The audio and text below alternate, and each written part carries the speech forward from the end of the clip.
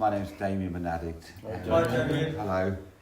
And I just say I can't believe it's 24 years. It's like, it's a really long time actually. I'm just kind of, I'm absorbing it now because it's something that I kind of run along and until I sat down here and thought about it and thought, bloody hell, it is a long time, you know.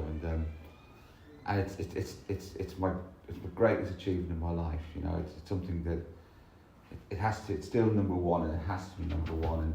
And just earlier this year, as I was just before the meeting started, I was thinking about what I'm going to share. But the first thing I want to start off with is that reminder that this kills, you know. And I had a nephew who I went to see in the morgue, and he was sitting there, lying in the morgue with his baseball hat, dead at 38, and accidentally died. Never planned to kill himself, but just a reminder. He had 14 months at one stage, and he was in and out and trying to get it, and he was someone that I always thought would get it eventually. And I've had another nephew whose name was Damien, who died 4 years ago, who my other sister had to cut down off the rope. He just hung himself. So I'm in no kind of guise that this isn't a joke for me, and I need to keep reminding myself that this is like, I come here to save my life.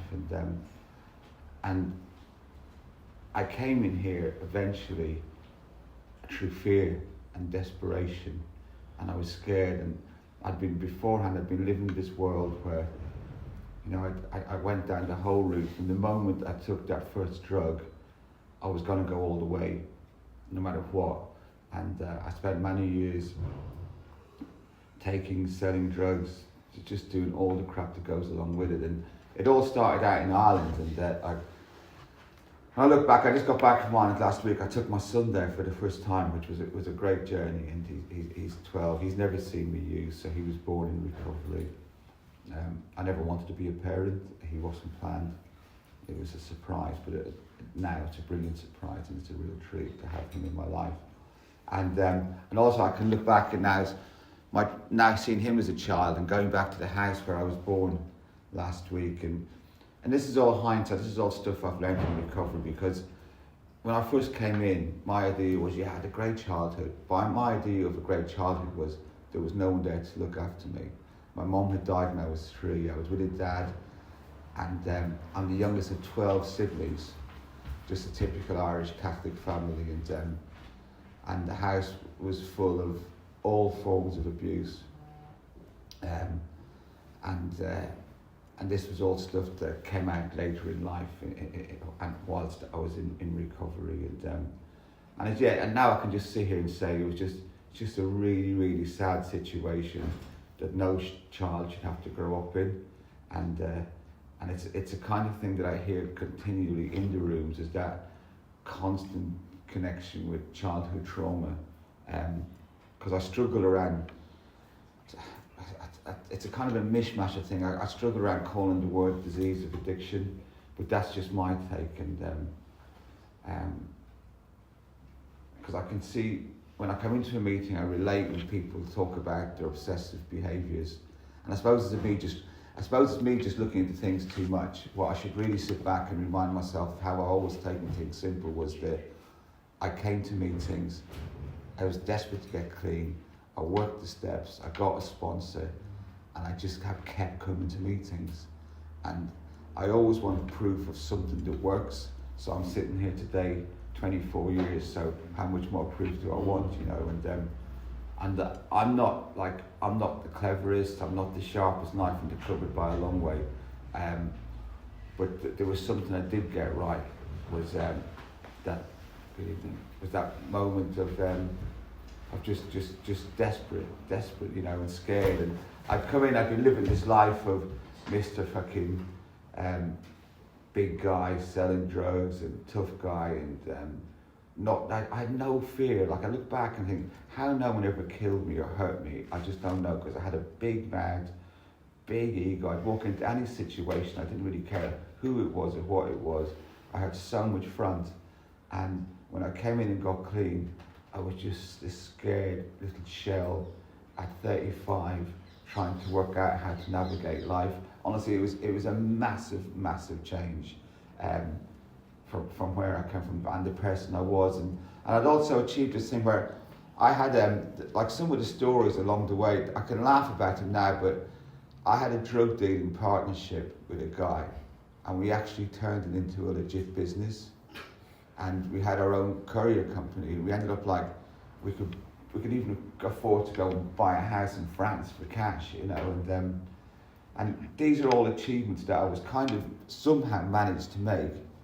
And I had a business that I got paid dividends, but I think I've shared it before. Like I stole thousands and thousands of pounds from my own business, and every year when we get these dividends, like sometimes I was getting nothing because I'd spent all mine on crack.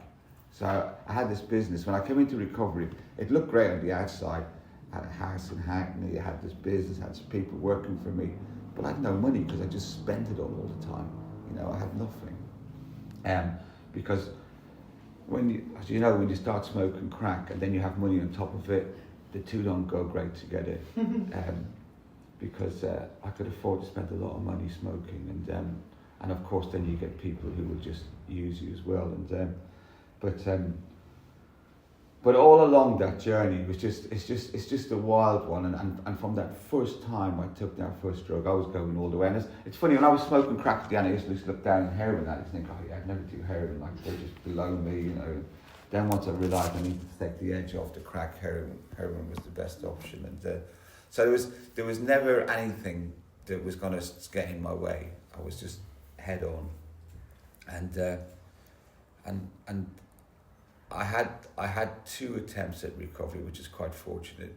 I have a sibling she's like 35 years now, and I remember when she got first sober, I used to look at her and think like, my sister's gone really weird now. She's going to these meetings, she doesn't even drink anymore, and to me she was just odd, you know, really weird. And when the reason that really brought me down was, first I came in trying to fix a marriage that was folding, and I tried to prove to my ex-wife then that I was trying to do something, but I just come into the meetings, give everybody there a nickname, and then go to the pub afterwards and get pissed.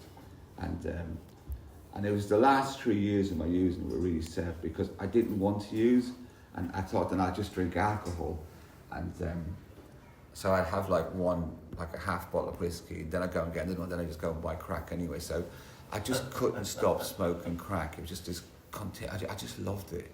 I just absolutely, I loved coke for years, and I loved all drugs really, just like, and it was weird, I'd given up smoking cannabis about 10 years before I came into recovery because I got a really bad psychosis from it.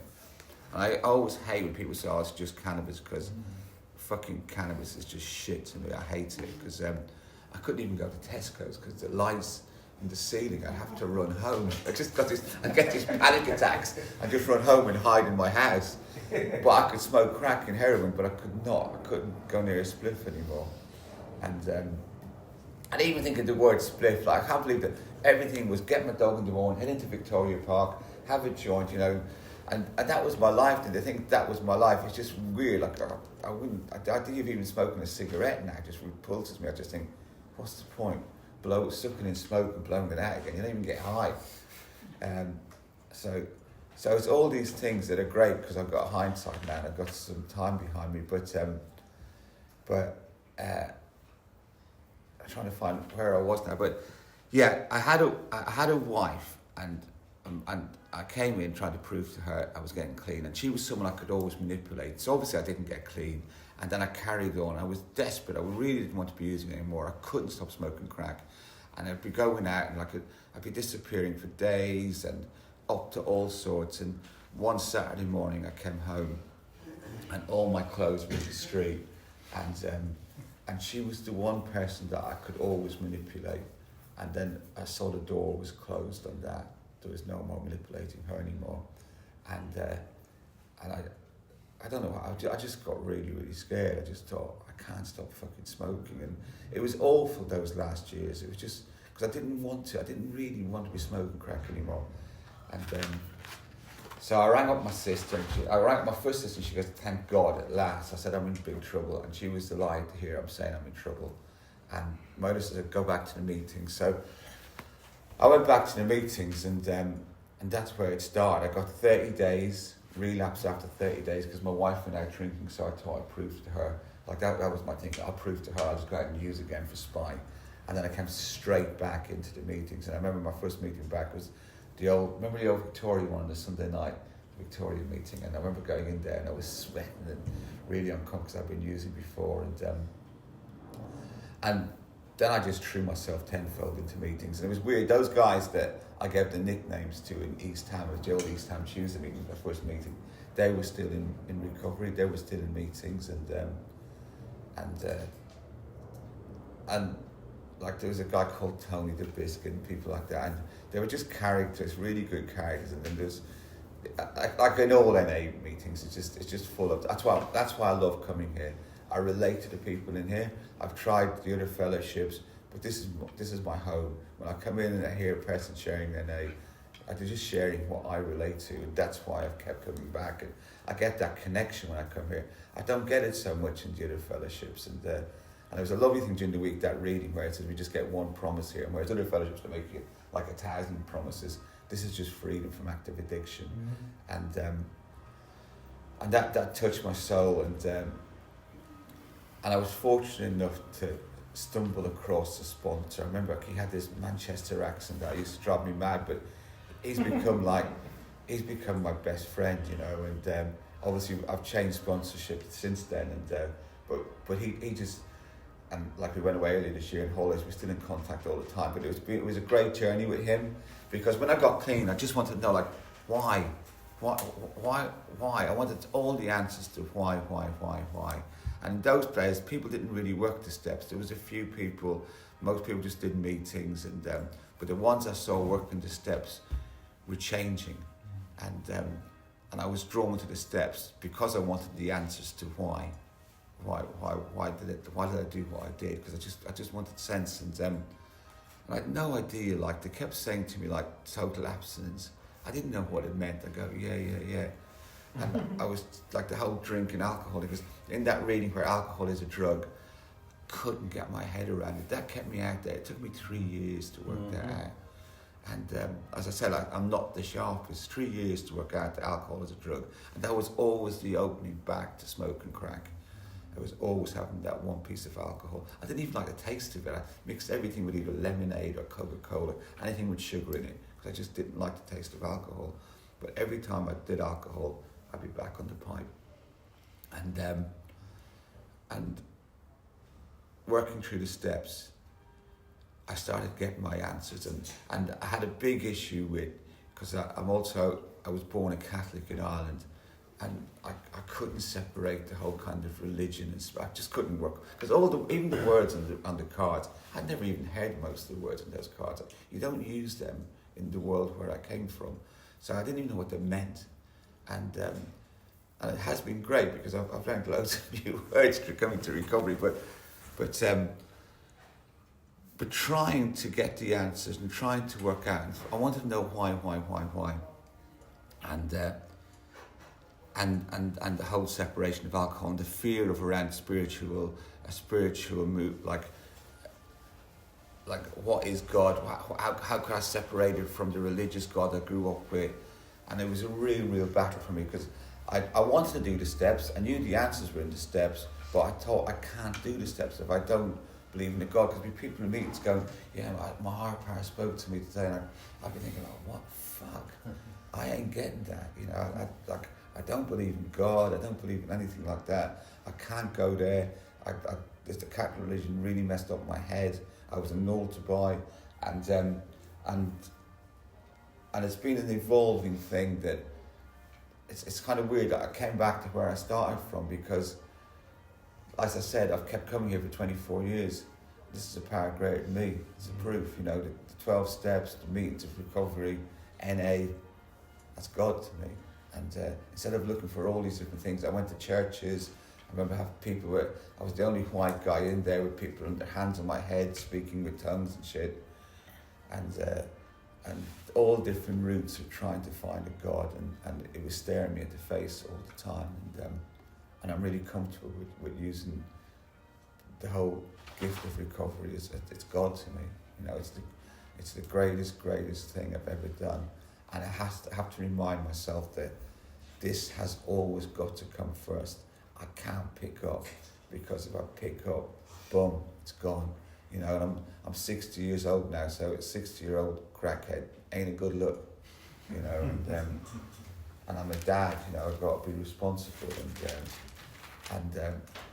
and life has thrown some huge things. It's been a massive learning curve because I got clean at 35, but part of me was 14, you know, I hadn't matured in so many different areas, and going through the steps, trying to become a man, and trying just to grow up, basically, and get my head in, and just work out all these things. And I love the word navigate, it's one of my favourite words about, but trying to navigate life as a 35-year-old, 14-year-old, it's slowly but surely maturing and trying to find my way.